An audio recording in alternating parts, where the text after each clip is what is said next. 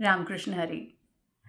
आपल्यापैकी किती जण आहेत जी दरवर्षी ठरवतात की ह्या वर्षी नाही जमलं, पण पुढच्या वर्षी नक्की वारीला जायचं.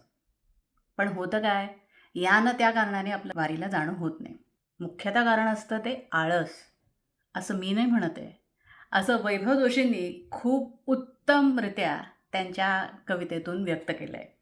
वैभव जोशी म्हणतात, घरदार सोडून जाऊ विठ्ठलाच्या दारी, घरदार सोडून जाऊ विठ्ठलाच्या दारी, दरवर्षी म्हणतो करू पुढच्या वर्षी वारी.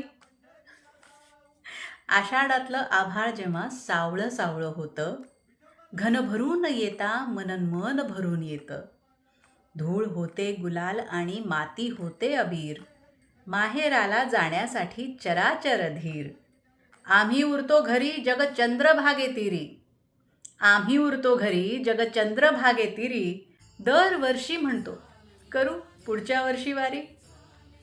संत लईत गातो वारा संतांचे अभंग, संत लईत गातो वारा संतांचे अभंग, झाडे पाने डोलू लागतात होऊन निसंग, नद्या नाले ओढे होतात कीर्तनात दंग, अभघा रंग एक झाला सखा पांडुरंग, बसल्या जागी म्हणतो आम्ही यंदा जरा सॉरी, बसल्या जागी म्हणतो आम्ही यंदा जरा सॉरी, दरवर्षी म्हणतो करू पुढच्या वर्षी वारी.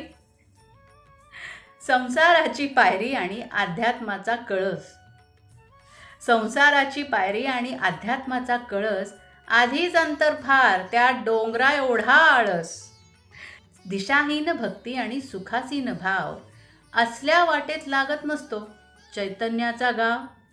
काय बरोबर आहे ना? आम्ही काय म्हणणार जय जय रामकृष्ण हरी. अहो, आम्ही काय म्हणणार जय जय रामकृष्ण हरी. आम्ही फक्त म्हणतो करू पुढच्या वर्षी वारी. काय मग मंडळी, पुढच्या वर्षी तरी जायचंय की नाही ते आत्ताच ठरवा आणि प्लॅनिंगला लागा. धन्यवाद.